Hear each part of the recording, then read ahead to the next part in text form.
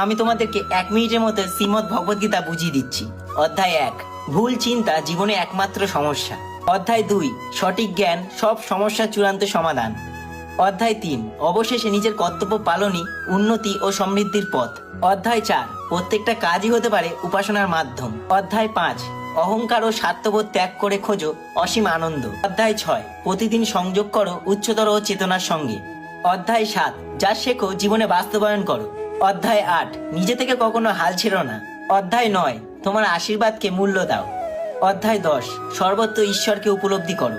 অধ্যায় 11, সত্য যেমন আছে তেমন দেখে নিতে আত্মসমর্পণ করো। অধ্যায় 12, মনকে সর্বোচ্চ শান্তিতে নিমগ্ন করো।